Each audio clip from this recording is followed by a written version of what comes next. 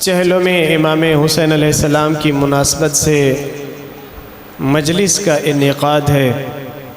دعا ہے خالق لم یزل ہمیں اہل بیت کے ماننے والے حقیقی چاہنے والوں میں شمار فرمائے۔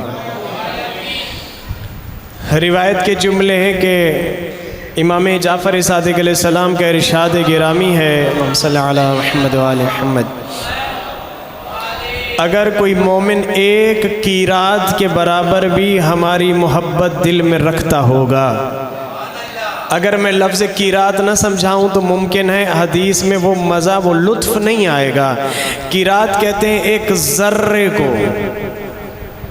آپ دیکھیں کبھی روشن دان سے اگر سورج کی کرنیں دیوار پر پڑ رہی ہوں تو اس میں جو چھوٹے چھوٹے ذرے نظر آتے ہیں، عربی میں اسے قیراط کہتے ہیں۔ اگر کوئی اس ذرے برابر بھی ہمارے بارے میں اپنے دل میں مودت رکھتا ہو، محبت رکھتا ہو، چھٹے امام ارشاد فرماتے اللہ اسے ایک قیراط کے بدلے میں احد پہاڑ جتنا ثواب عنایت فرماتا ہے۔ احد پہاڑ جتنا اللہ ثواب عنایت فرماتا ہے، ایک قیراط ذرے برابر بھی دل میں مودت اہل بیت ہو۔ اتنی مودت، اور اللہ کتنا اجر دے رہا ہے۔ احد پہاڑ جتنا بھی ثواب میں اللہ فرماتا ہے اس کے نام اعمال میں لکھ دوں گا۔ کرنا کیا ہے؟ اہل بیت سے مودت اور محبت کا دم بھرنا ہے۔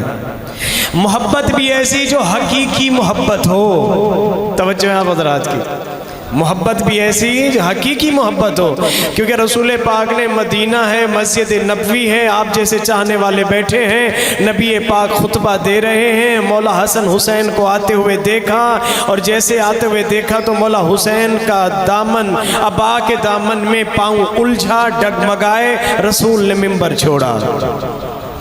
رسول نے منبر چھوڑا یعنی خطبے کو چھوڑا، خطبہ چھوڑا یعنی توحید تھی، حلال و حرام تھا، قرآن تھا، شریعت تھی، اسلام تھا، جو بیان ہو رہا تھا سب کو چھوڑا۔ مولا حسین علیہ السلام کو اٹھایا، ایک طرف حسن کو بٹھایا، دوسری طرف حسین کو بٹھایا، کبھی حسن کا بوسہ کبھی حسین کا بوسہ، اور جب کہا تو کیا فرمایا؟ مولا ارشاد فرماتے ہیں حسین منی و انا من الحسین، احب اللہ من احب حسین، یاد رکھنا حسین مجھ سے ہے، میں حسین سے ہوں۔ اللہ اس سے محبت کرتا ہے جو حسین سے محبت کرتا ہے۔ آپ نے حدیث کا ایک جملہ تو سنا ہوا ہے، یہ جملہ بھی سنیے، احب اللہ، اللہ اس سے محبت کرتا ہے، من احب الحسین، جس نے میرے اس نواسے حسین سے محبت کی، اللہ محبت ہی اسی سے کرتا ہے۔ یہ محبت کہاں نظر آتی ہے؟ مکتب تشیع میں نظر آتی ہے، لیکن باقی برادران کی کتابوں میں نظر آتی ہے، دل میں نظر نہیں آتی۔ اب میں جس کتاب کا حوالہ دے رہا ہوں ذرا سنیے، امام طبرانی، میں یہ نابع المودت کا نام لوں تو ہمارے برادران کہتے ہیں کہ یہ نہیں یہ تو لکھی شیعوں کی ہے، جبکہ ان کی ہے۔ اگر میں کسی اور کتاب کا حوالہ دوں تو کہتے ہیں نہیں ابن عساکر یا کسی اور کا، تو کہتے ہیں نہیں وہ تو ہے ہی شیعہ۔ اب میں جس کتاب کا حوالہ دے رہا ہوں، جس محدث کا حوالہ دے رہا ہوں، امام طبرانی، وہ کیا لکھتے ہیں؟ وہ لکھتے ہیں کہ اپنی کتاب معجم الاوسط کی 4 جلد میں کیا جملہ لکھتے ہیں؟ وہ لکھتے ہیں کہ میں نے دیکھا، روایات میں پڑھا کہ ابو ہریرہ یعنی اہل تسنن کی جو مین احادیث بیان کرنے والی شخصیت ہے، جنازہ ہے، تشییع جنازہ ہو رہی ہے، بچپنا ہے میرے آقا مولا حسین علیہ السلام کا، میرے مولا جا رہے ہیں اور پیچھے ابو ہریرہ جا رہا ہے، کر کیا رہا ہے؟ جہاں قدم میرے آقا مولا حسین رکھ کر اٹھاتے ہیں، وہاں کی مٹی اٹھا کر اپنے چہرے پر لگاتا ہے۔ وہاں کی مٹی اٹھا کر ابو ہریرہ اپنے چہرے پر لگاتا ہے، چہرے پر لگاتا ہے۔ میں حیران ہوں جو سجدے گاہ پر اعتراض کرتے ہیں، میں حیران ہوں جو سجدے گاہ پر اعتراض کرتے ہیں کہ آپ مٹی پر سجدہ کرتے ہیں۔ وہ مٹی وہی ہے جس مٹی کو ابو ہریرہ اتنی عزت اور تعظیم دے رہا ہے، وہ مٹی اٹھا کر اپنے چہرے پر مر رہا ہے۔ فرزند رسول نے پوچھا ابو ہریرہ کیا کر رہے ہو؟ یاخذو، تم اٹھا رہے ہو تراب مٹی کو اور وہ اٹھا کر کے اپنے چہرے پر مل رہے ہو، کس لیے؟ یہ دنیا دیکھ رہی ہے، ماذا تفعل، کیا کام کر رہے ہو؟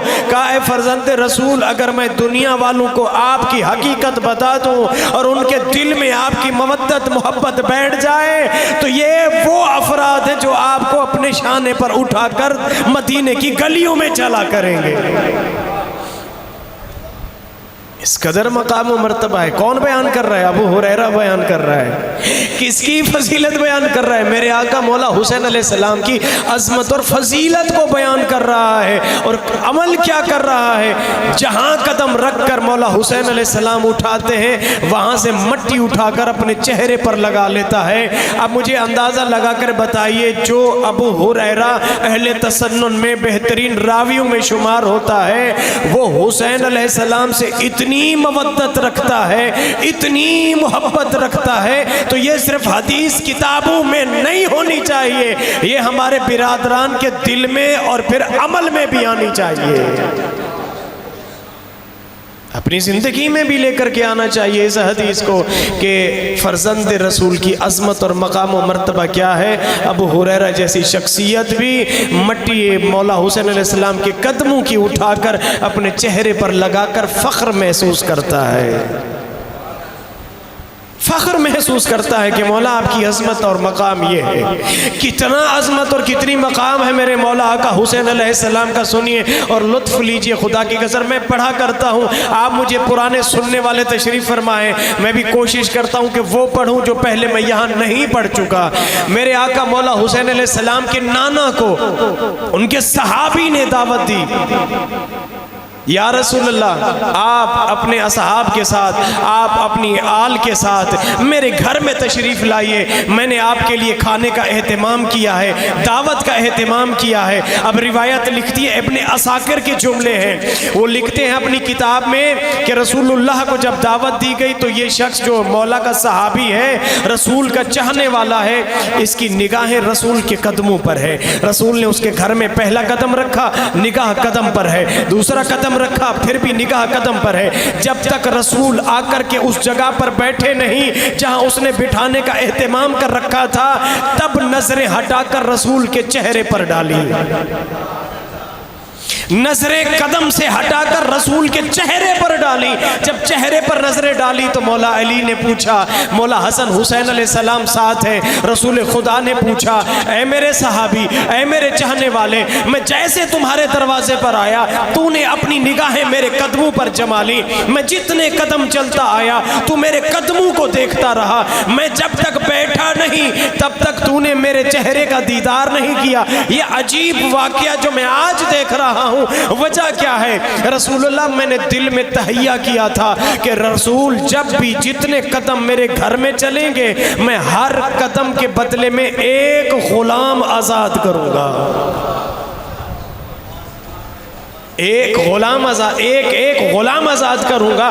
جتنے قدم آپ نے میرے گھر میں رکھ کر اٹھائے، اب میں اتنے غلام راہ خدا میں آزاد کروں گا۔ یہ جب جملہ سنا تو میرے آقا مولا حسین علیہ السلام بچپنا ہے، جب اپنی ماں کے پاس گئے تو گود میں بیٹھے، کہا امی جان میں بھی چاہتا ہوں کہ رسول کو گھر پر دعوت دوں۔ توجہ ہے آپ حضرات کی، دیکھیں میں آپ کی محبت میں اس طرح کی چیزیں، اور یقین جانیے جب سے مجھے پتہ چلا کہ مجھے یہاں مجلس پڑھنی ہے تو میں کتابوں میں آپ کے لیے یہ مواد ڈھونڈتا رہا اور ذہن میں ترتیب دیتا رہا کہ آپ تک میں کوئی میسج پہنچا سکوں، آپ کے اذہان تک یہ بات پہنچا سکوں، ورنہ دوسری جگہ پر مجلس پڑھنا تو میرے لیے آسان ہے، جو پہلے پڑھ چکا ہوں وہی پڑھنا آسان ہو جاتا ہے۔ سنیے لطف لیجئے، بچپنا ہے میرے آقا مولا حسین علیہ السلام کا، گود میں بیٹھے کا اماں جان، ایک صحابی رسول نے رسول اللہ میرے نانا کو دعوت دی، بابا بھی ساتھ چلے، بھائی حسین حسن بھی ساتھ ہیں۔ اب یہ ہے کہ اس نے میرے بابا کو نانا کو جب دعوت دی تو اس نے ایک ایک قدم پر غلام آزاد کیا ہے۔ میرا دل چاہتا ہے میں بھی اپنے نانا کو گھر پر بلاؤں اور ان کے لیے کھانے کا اہتمام کروں، ان کے لیے ضیافت کا اہتمام کروں۔ رسول اللہ کو دعوت ملی، رسول مسجد نبوی سے اصحاب کو لے کر، علی مرتضیٰ کو لے کر، حسن مجتبیٰ کو لے کر نکلے، اور ادھر گھر میں اہتمام کرنے والی ہستی کا نام سیدہ ہے، اور جو بیٹا گھر میں موجود ہے وہ امام حسین علیہ السلام ہے۔ جیسے ہی تشریف لائے تو دروازے پر نبی نے جس کو دیکھا تو رک کر کے پوچھا، اے جبرائیل تو اس دروازے پر کیا کر رہا ہے؟ رسول اللہ کیوں پوچھا؟ کیونکہ نبی کے دروازے پر صدا ہمیشہ آ کر کے کھڑا رہنے والا جبرائیل آج کسی اور دروازے پر استقبال کے لیے کھڑا ہوا ہے۔ رسول نے پوچھا، صحاب کو پتا چلے جبرائیل یہاں کیوں کھڑا ہے؟ اللہ نے بھیجا ہے، اللہ نے بھیجا ہے کہ حسین نے اپنے نانا کو دعوت دی ہے، اب جب دعوت دی ہے تو تو جا استقبال کے لیے۔ میں عرش معلیٰ چھوڑ کر سردار ملائکہ، سردار انبیاء کا احترام کرنے کے لیے، اکرام کرنے کے لیے، ان کو ویلکم کرنے کے لیے میں در بطول پر اللہ نے میری ڈیوٹی لگائی ہے۔ اچھا جبرائیل، اللہ نے اور کیا ڈیوٹی لگائی ہے؟ اللہ نے اور بھی ڈیوٹی لگائی، کون سی؟ کہ جیسے ہی قدم در پر پڑے اور جب تک بیٹھے نہیں، جتنے قدم ہو اللہ نے فرمایا گن کر بتاؤ۔ توجہ ہے کہ نہیں آپ حضرات کی؟ مجھے اللہ نے یہ ڈیوٹی دے کر کے بھیجا ہے، جتنے قدم رسول اللہ سیدہ کے دروازے سے لے کر بیٹھنے کی جگہ تک چلے وہ سارے قدم گن کر بتاؤ۔ جبرائیل اچھا کس لیے؟ کیونکہ ایک صحابی آپ کا جس نے ہر قدم پر ایک غلام آزاد کیا، اب اللہ فرماتا ہے جتنا نبی حسین کے گھر پر چل کر قدم آئے، ہر ایک قدم پر حسین کا محب جو گناہگار ہو، میں اللہ نے فیصلہ کیا ہے ہر قدم پر 70,000 گناہگار محب کو جنت کا پروانہ دوں گا۔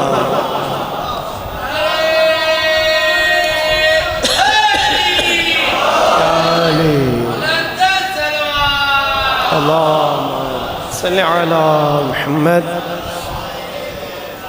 توجہ فرمائیے آپ حضرات نے، ہر ایک قدم پر خدا کا یہ فیصلہ ہے۔ اللہ یہ چاہتا ہے، جبرائیل امین عرض کر رہے ہیں، اللہ یہ چاہتا ہے کہ اے نبی جتنے قدم آپ دعوت مولا حسین علیہ السلام کی طرف چل کر آئے ہیں نا، اللہ چاہتا ہے ہر ایک قدم پر میں آقا مولا حسین کے محب جو ان سے مودت محبت رکھتا ہے، جن سے گناہ سرزد ہو جاتے ہیں، بشری تقاضوں کے تحت ان گناہ گاروں کی لسٹ بناؤں گا، اور ہر ایک قدم پر 70,000 گناہ گاروں کو جنت کا پروانہ دوں گا۔ کس کی وجہ سے؟ حسین کی مودت کی وجہ سے۔ مولا حسین علیہ السلام کی محبت اور مودت کی بنا پر اللہ انہیں گناہ گاروں کو جنت کا پروانہ دے گا۔ میں کیا کیا آقا مولا حسین علیہ السلام کے فضائل بتاؤں، مقام و مرتبہ بتاؤں، محبت بتاؤں۔ اب یہ آبے سے شاکری کا واقعہ بھی سن لیجئے کہ محبت کیسی ہونی چاہیے، مودت کیسی ہونی چاہیے، سنیے کہ محبت کیا ہوتی ہے۔ لیکن اس سے پہلے ملتا جلتا ایک جملہ عرض کروں۔ ایک شخص مولا علی علیہ السلام کے پاس آتا ہے، ہاتھ جوڑ کر کہتا ہے، یا علی میرے مولا، میرا بیٹا گرفتار ہو چکا ہے، میرا بیٹا قیدی ہو چکا ہے۔ مولا علی علیہ السلام نے مسکرا کر کے پوچھا کس میں؟ کہا آپ کی محبت میں۔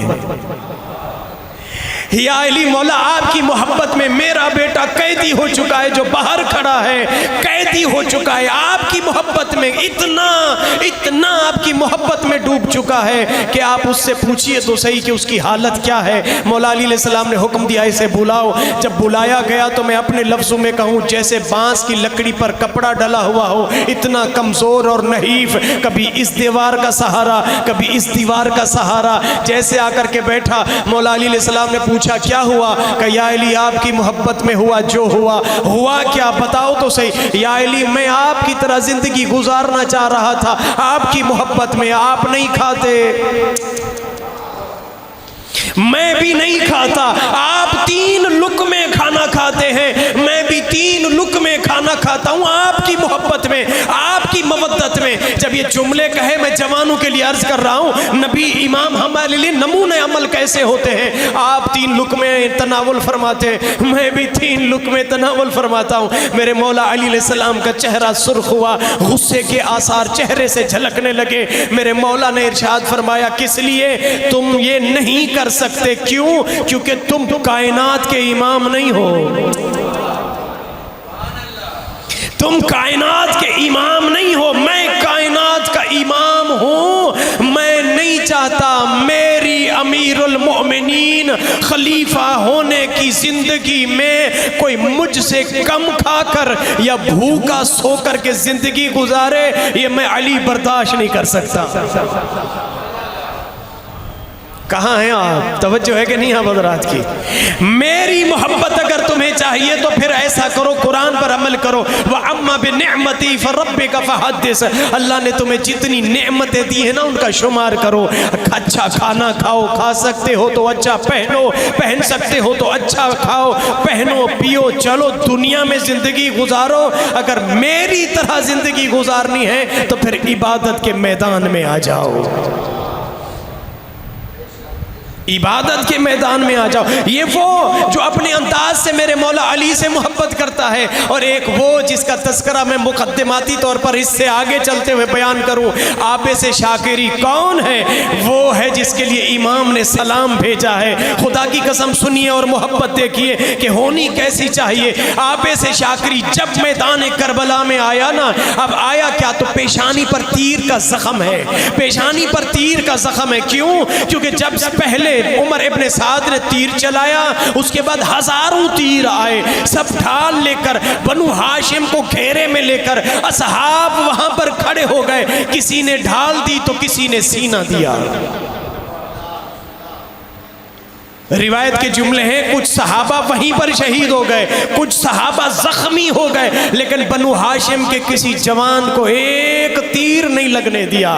عابس شاکری کے بارے میں ملتا ہے پیشانی پر تیر کا زخم تھا، اور جب وہ میدان میں آیا تو للکار کر کہتا ہے کون ہے جو میرے مقابلے میں آئے؟ ایک دو نے جرت کی، واصل جہنم کر دیا۔ عمر سعد کہتا ہے نہیں نہیں خبردار، تمہیں پتہ نہیں یہ میدان میں شیر آیا ہے، یہ میدان میں شیر آیا ہے، خبردار سارے کے سارے ایک ایک کر کے یا 10 بن کر کے جاؤ گے نا، تب بھی عابس شاکری کا مقابلہ نہیں کر سکتے ہو۔ یہ حسین کا وہ مولا کا چاہنے والا بہترین صحابی ہے، اتنا بہادر ہے جس کی بہادری کے چرچے شام، کوفہ، بصرہ، مدینہ، مکہ میں پھیلے ہوئے تھے۔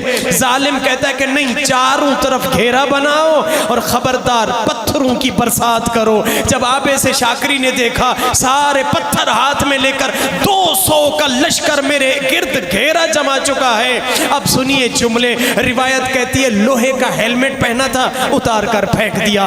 زرہ لوہے کی پہنی تھی، اتار کر پھینک دی۔ گریباں کے دک میں جو بٹن لگے تھے کھول دیے، اور سینہ پھیلا کر، ہاتھ پھیلا کر کہتا ہے مارو مارو، جتنا پتھر مارنے ہیں مارو۔ کسی نے کہا عابس شاکری یہ کیا کر رہا ہے؟ یہاں دفاع کرنا ہے اور تو اپنی زرہ بھی اتار پھینکی، وہ لوہے کا امامہ ہیلمٹ بھی اتار کر پھینکی۔ کہا میں حسین کا عاشق ہوں، میں آقا مولا حسین علیہ السلام کا عاشق ہوں، اور محبوب کی محبت میں جو چاہیے کر لو۔ میرا سینہ میرا جسم حاضر ہے، میرا سینہ میرا جسم حاضر ہے۔ جب پتھروں کی برسات ہوئی تو جسم زخمی ہوا، زخمی ہوا تو زمین پر گرا۔ ظالم آیا، سر تن سے جدا کیا، ہوا میں پھینکا، مولا حسین کے قدموں میں گرا۔ میرے مولا حسین علیہ السلام نے اٹھایا، سینے سے لگایا اور جملہ کہا عابس میں حسین آج گواہی اور وعدہ دیتا ہوں کہ جنت میں تو سب سے پہلے جائے گا، جنت میں سب سے پہلے۔ نہیں، جملہ ابھی سنیے، امام زمانہ علیہ السلام فرماتے ہیں میرا سلام کربلا کے اس شہید پر جس کا نام عابس بن حبیب بن شبیب شاکری ہے، وہ جس کو میں امام زمانہ بھی سلام کرتا ہوں۔ دیکھ رہے ہیں محبت کیا ہے، دیکھ رہے ہیں محبت کا انداز کیا ہے، انتہا کیا ہے۔ اسی لیے میں پڑھا کرتا ہوں کہ کربلا میں کیا محبت تھی، ایسی محبت میں نے کسی جنگ میں نہیں دیکھی۔ کربلا میں کیا اور کیوں نہ ہو محبت۔ میرے آقا مولا حسین علیہ السلام نے پیدل 19 یا 25 جتنے بھی حج کیے، روایات میں ملتا ہے 25 یا 19 حج میرے مولا نے پیدل بچپنے سے لے کر اپنی جوانی تک جتنے بھی حج کیے پیدل حج کیے تھے۔ امام حسن مجتبیٰ سے پوچھا گیا مولا آپ بھی پیدل حج کرتے ہیں، آپ کے بھائی حسین بھی پیدل حج کرتے ہیں، وجہ کیا ہے؟ امام فرماتے ہیں میں اللہ کی بارگاہ میں جاؤں اور میں نالین پاؤں کہ میرے جوتے پہنے ہوئے ہوں، نہیں میری محبت یہ گوارا نہیں کرتی، میری محبت یہ گوارا نہیں کرتی۔ اتنے حج میرے آقا مولا حسین علیہ السلام نے، اور سب سے پہلا اور سب سے بڑا اگر خیمہ لگتا تھا مینا میں تو میرے آقا مولا حسین علیہ السلام کا خیمہ ہوتا تھا۔ اس خیمے میں میرے آقا مولا حسین علیہ السلام بیٹھتے تھے، اور بیٹھتے تھے تو چاہنے والے آتے تھے امام سے ملاقات کرتے تھے۔ کروڑوں کے مجمع میں، لاکھوں کے مجمع میں جو حج میں ہر سال آتے تھے، میرے مولا نے ان میں ایسے 72 پھول پیدا کیے، 72 پھول بنائے، 72 پھول بنائے۔ ہر پھول کی خوشبو ایک دن یا 2 دن یا 3 دن رہتی ہے، لیکن ایسے 72 پھول جن کی خوشبو قیامت تک رہے گی، ایسے پھول جن کی خوشبو قیامت تک رہے گی۔ بڑے بڑے حادثے ہوئے، بڑے بڑے واقعے ہوئے، اگر پہلی جنگ عظیم، دوسری جنگ عظیم، تیسری جنگ عظیم جو آپ نے سن رکھی ہے، نہ جانے کروڑوں لوگ دنیا سے چلے گئے اور شہید ہوئے، مارے گئے، قتل و غارت ہوئی، عورتیں بچے عزتیں فنا ہوئی، لیکن پھر بھی وہ داستان آج کوئی بیان نہیں کرتا، صرف لکھی ہوئی کتابوں میں ملتی ہے۔ اگر کوئی داستان ہر سال اور ہر لمحے، ہر جگہ، ہر مقام، ہر دنیا کے کونے کونے میں بیان ہوتی ہے تو وہ محبت کی داستان ہے، اور جو محبت جس سے کی گئی ہے اس ہستی کا نام مولا حسین علیہ السلام ہے۔ اسی لیے بابا گرو نانک جو کہ ان کا جو سکھ ہیں ان کا بڑا گرو جن کو وہ مانتے ہیں، میں نے کتاب میں پڑھا، وہ جب بیٹھے ہوئے تھے نا تو ان کا انداز بیٹھنے کا جو کتابوں میں ملتا ہے، اپنے ان ٹانگوں کو سینے سے لگا کر ان کے اوپر سر رکھ کر بیٹھتے تھے، بڑے بڑے بال تھے۔ جب بیٹھتے تھے تو ان سے پوچھا کسی ان کے چاہنے والے نے، بتائیے کہ مجھے کوئی گیان دیجئے، مجھے کوئی درس دیجئے، مجھے کوئی میسج دیجئے، مجھے کوئی فرمان دیجئے، مجھے کوئی اقوال دیجئے جو میں اپنی زندگی میں لے کر کے آؤں اور میری زندگی بہار بن جائے۔ اس نے اپنا سر اٹھایا اور کہا کہ اچھا اگر مجھ سے پوچھنا چاہتے ہو تو وہ کرو جو میں سوچ رہا ہوں۔ کیا سوچ رہے ہو؟ میں ایک مسلمانوں کے پیشوا کے بارے میں فکر کر رہا ہوں۔ کہ کون ہے جس کے بارے میں فکر کر رہے ہو؟ کہ وہ حسین ہے، اس سے محبت کرو۔ کہ وہ تو مسلمانوں کا پیشوا ہے، میں اس سے محبت کروں۔ کہ اچھا دوسرا گیان یہ ہے کہ اپنی بہن سے شادی کر لو۔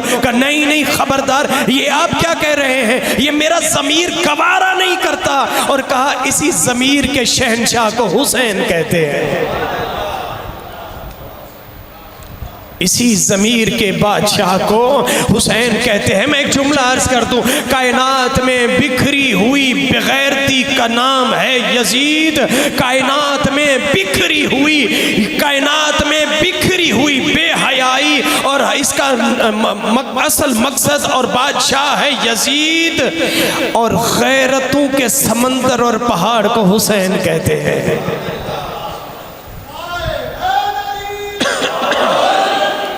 اس قدر مقام و مرتبہ میرے آقا مولا حسین علیہ السلام کا محبت کے درس دیکھنے ہیں تو کربلا میں دیکھیے، شجاعت کے درس دیکھنے ہیں تو کربلا میں دیکھیے۔ جملہ کر دوں، دل کی تختی پر لکھ لیجئے گا۔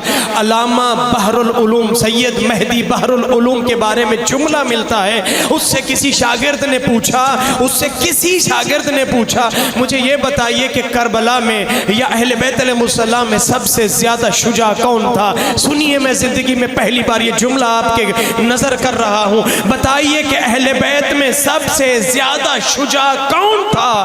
وہ قلم سے کچھ کتاب لکھ رہے تھے، بند کر کے، قلم کو بند کر کے، کتاب کو بند کر کے رکھ کر کے کہتے ہیں میں سوچ رہا ہوں کافی عرصے سے کہ میں کیا لکھوں، شجاع کون تھا؟ لیکن ایک جملہ عرض کر دوں، میں آج تک یہ ڈیسائیڈ نہیں کر پایا کہ مولا علی زیادہ شجاع تھے یا مولا حسین زیادہ شجاع تھے۔ میرے آقا مولا حسین علیہ السلام زیادہ شجاع تھے یا امام علی مرتضیٰ سب سے زیادہ شجاع تھے؟ اب جو انہوں نے کتابوں میں لکھا وہ سن لیجئے. علامہ سید بحر العلوم نے کیا جملے لکھے، خدا کی قسم سنیے. میرے آقا مولا حسین علیہ السلام جب آئے نا، لشکر یزید کو للکارا، اور ایک جملہ میرے آقا مولا حسین علیہ السلام نے وہاں پر عرض کیا. میرے مولا فرماتے یہ بتاؤ کہ تم سارے مل کر مجھے کیوں قتل کرنا چاہتے ہو؟ سارے مل کر مجھے کیوں قتل کرنا چاہتے ہو؟ پتہ ہے آپ کو، جب مولا عباس کے بازو کٹے تب بھی تلوار نہیں اٹھائی، علی اکبر کا لاشا لے کر آئے تب بھی تلوار نہیں اٹھائی، شہزادہ قاسم کے ٹکڑے ابا میں لپیٹ کر لے آئے تب بھی تلوار نہیں اٹھائی، شہزادہ علی اصغر کو نہر کیا گیا تب بھی تلوار نہیں اٹھائی. اب جب تلوار اٹھائی تو بس ایک اقرار نامہ لیا، اور ایک اقرار نامہ کیا تھا؟ بس مجھے اتنا بتاؤ، تم جو سارے جمع ہوئے ہو کس لیے جمع ہوئے ہو؟ مجھے کیوں قتل کرنا چاہتے ہو؟ تو سب نے کہا ہم تمہیں قتل کرنا چاہتے ہیں تو بغض علی میں، ہم آپ کے بابا کے بغض میں قتل کرنا چاہتے ہیں. خدا کی قسم اب سنیے امام طبرانی کے جملے، اور پھر میں آ کر کے اس بات سے ملاؤں گا اور یہ آپ کو میسج دے کر کے جاؤں گا. امام طبرانی نے معجم الاوسط میں اہل سنت کا نام ہے، جو روایت کا جس نے تاریخ کی کتاب لکھی ہے، معجم الاوسط میں کیا بیان کرتے ہیں؟ وہ لکھتے ہیں کہ رسول اللہ کا یہ نواسہ، اور رسول اللہ کیا جملے ادا کیے اور کیا ہمارے لیے پیغام دیا ہے. رسول اللہ بیٹھے، ایک صحابی جس کا نام بریدہ ہے رسول کے پاس آ کر کے بیٹھا. یا رسول اللہ میں کچھ عرض کرنا چاہتا ہوں. نبی نے سر اٹھا کر کے پوچھا کیا بیان کرنا چاہتے ہو؟ یا رسول اللہ میں جملہ کچھ اس طرح سے عرض کرنا چاہتا ہوں، میں نے جب بھی دیکھا آپ نے علی کے فضائل بتائے، میں نے جب بھی دیکھا آپ نے قرآن سے علی کا ذکر بتایا، میں نے جب بھی دیکھا آپ نے مولا علی علیہ السلام کے بارے میں حدیث بتائی. آپ نے کہا لحموں کا لحمی یا علی، دموں کا دمی یا علی، عزموں کا عزمی یا علی، نفسوں کا نفسی یا علی. یہ ساری حدیثیں میں سنتا رہتا ہوں. میرے دل میں مولا علی علیہ السلام کے بارے میں تھوڑا بغض آنے لگا ہے. میرے دل میں مولا علی علیہ السلام کے بارے میں کچھ بغض آنے لگا ہے کہ آپ ہر وقت ذکر علی کرتے رہتے ہیں. یہ جملے کہے سر جھکا دیا، جملے کہے سر جھکا دیا. بریدہ کہتا ہے کہ میں کافی دیر بیٹھا رہا کہ نبی مجھے اس سوال کا جواب دے دے، لیکن جواب نہیں آیا. میں نے سر اٹھایا،